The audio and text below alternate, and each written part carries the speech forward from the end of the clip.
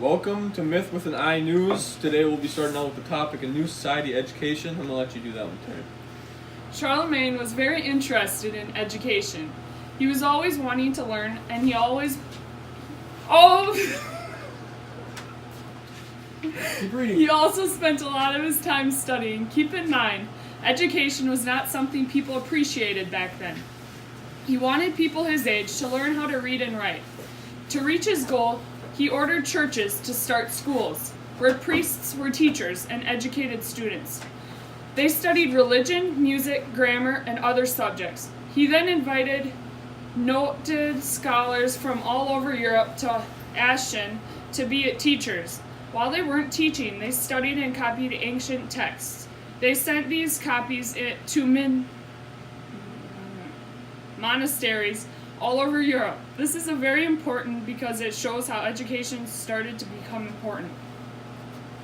Next, we'll be talking about Vikings raids. The Vikings were great shipbuilders and sailors. Their ships were capable of taking on some of the worst ocean conditions. Those ships helped them find new lands in search of things like wealth and prestige.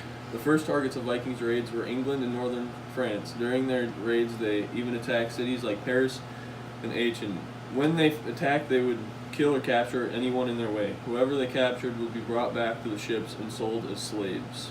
And now we'll send it to our field reporter.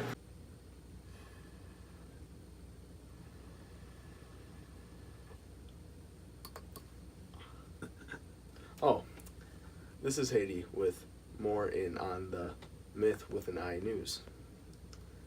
Charlemagne wanted to spread and reserve Christian teachings. Charlemagne worked closely with the church to create a unified Christian emperor. While at some military campaigns, Charlemagne ordered those he conquered to convert to Christianity under penalty of death. Once in power, Charlemagne, the guy we're talking about, sought to unite all the Germanic people into one kingdom and convert his subjects to Christianity in order to carry out the mission. He spent majority of his reign engaged in military campaigns. Soon after becoming king, he conquered the Lombards in present-day northern Italy, the Avars, A-B-A-R-S, spelled exactly, in modern-day Australia and Hungary, and Bavaria, among others.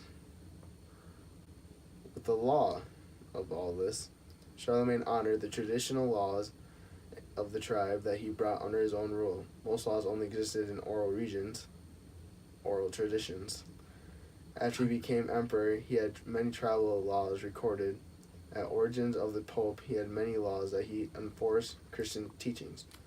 Unfortunately, with his death in 814, not 1814, 814, empire lost its center and everyone else grew too strong, making their center hard, like making it harder to conquer.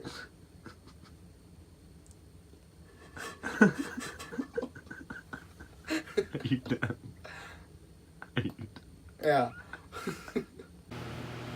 Life in the Middle Ages was not easy by no means. People back then did not enjoy many of the comforts we have today. Most people died relatively young. They lived in cottages that normally had 1 to 2 rooms. The floors were made of packed dirt. The windows were small to keep the heat in. They had a straw roof. Peasants had little furniture. They used straw for bedding and stuffing for the mattresses. The families cooked their meals over an open fire. Their usual meal consisted of brown bread, cheese, vegetables, and on special occasions they had pork and bacon. The men and boys usually went out and worked in the fields, along with the women occasionally. On a daily basis, women sewed, cooked, cared for their animals, and grew vegetables. And next is Charlemagne's rule. Charlemagne was an emperor with great power. Shortly after taking rule, had made several changes to the government. One of the major changes was make a center of his government, which was later called the capital, which is now used not only as just the U.S. capital, but there are also state capitals as well. Ow, my arm.